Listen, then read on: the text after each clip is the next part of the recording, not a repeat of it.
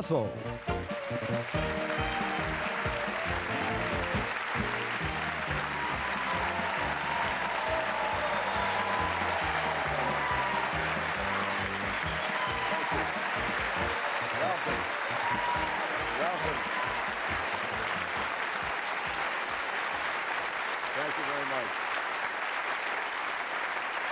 Thank you.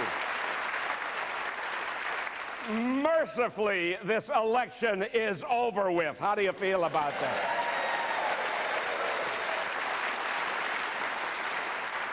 You know, I knew that I had to have a break from this thing. I knew the campaign was really getting to me, and maybe this has happened to you, when a couple of days ago, it just seemed that Ross Perot was starting to make sense.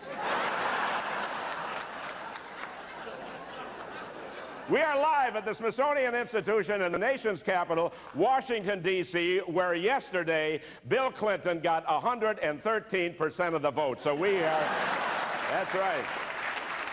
We are the real America. Yes, indeed. 4 more years. Yeah, Hillary should be out by then, don't you think? Hey! Woo! You know, Bob Dole was right. Character does count. Character does count. The count was 375 electoral votes. That's what the count was. Oh. And just down the hall from where we are at the Smithsonian is the world-famous Hope Diamond, which this television station will offer for a pledge of $100 million. It comes in a sturdy tote bag. Yes, indeed. All right. Well, there were a few media glitches last night, and about an hour ago, ABC projected that New Hampshire will have 3 senators. So I think that's... And on a personal note, Senator Larry Pressler of South Dakota was defeated yesterday, and all of us here at PBS are just sick about it.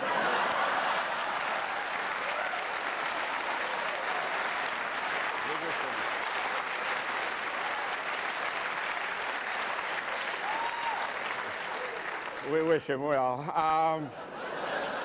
Let's see, in California, they legalized medicinal marijuana. Of course, they've been planting their own aspirin there for years. You know, the eyes and ears of the world were focused on our country yesterday. All over the world, from Europe to the Far East to a Clinton fundraiser in Indonesia. I want to go back to my little old pack in Indonesia for a fundraising luau on behalf of my old friend Bill. Neath the coconuts and palm trees as we milk the sacred cash cow.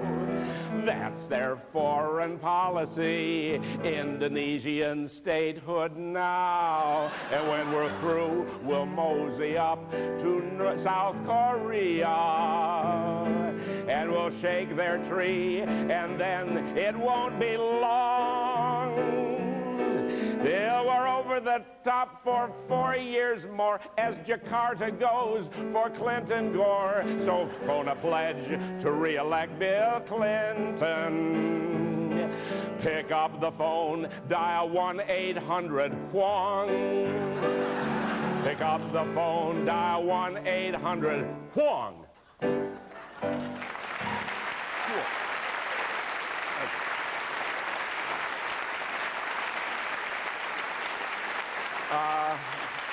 That would be Mr. John Huang, prominent Clinton fundraiser who for several years was missing.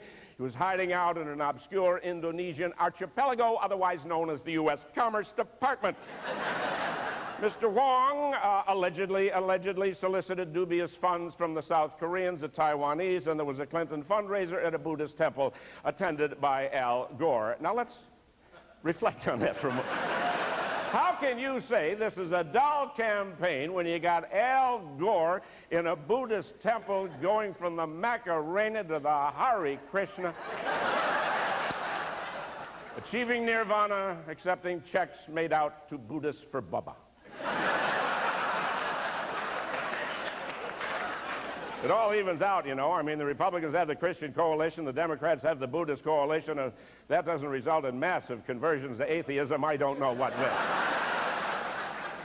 I don't know.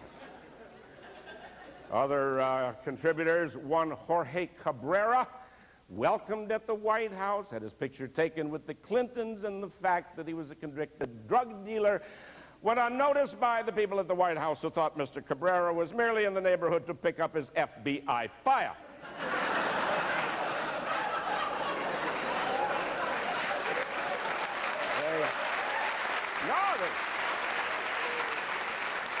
They said, we didn't recognize him. He usually uses the delivery entrance round back. I don't know that President Clinton needed that Indonesian money in the first place. I mean, as long as you know Barbara Streisand, who needs a third world country? Now, was the media unfair to Bob Dole? Absolutely. They were unfair to Dole in the worst possible way. They quoted him directly. Below the belt. I mean, for example, last week he's in Michigan and he's speaking to a group of Republicans and he said, I'm going to win this election whether you like it or not.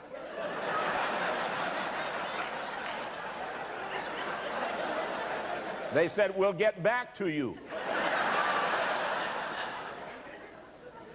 And then over the weekend, you had Mr. Dole serving customers in a truck stop at 4 in the morning saying, the campaign starts now.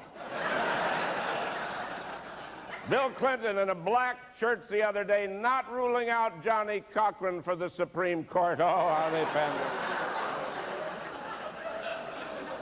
Bill Clinton in San Antonio saying, remember the Alamo?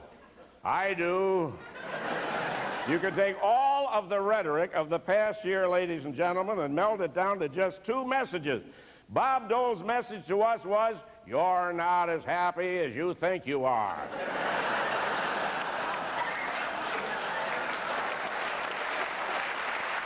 You're not. Clinton's message was, vote for me and you'll be as happy as I look. So Bob Dole was really in the unenviable position of a Republican trying to look sad when the stock market hit 6,000. So the word on Bill Clinton was that he's a great campaigner. Oh yes, he's a great campaigner. To a second term, he has arrived. But would he have won if he had run against someone who was alive? He's the 3rd Democrat in this century to be re-elected to serve. Woodrow Wilson, FDR, now Clinton, which shows the Democrats have lowered the curve.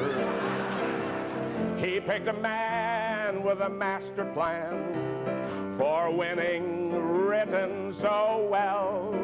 It was Dick Morris, discreet, in a boudoir suite in the Jefferson Hotel. Oh, yes, he's the great campaigner. Like a Reagan or perhaps JFK. To be sworn in with pride with his wife by his side. Her new health plan is now on its way. Her new health plan is now on its way.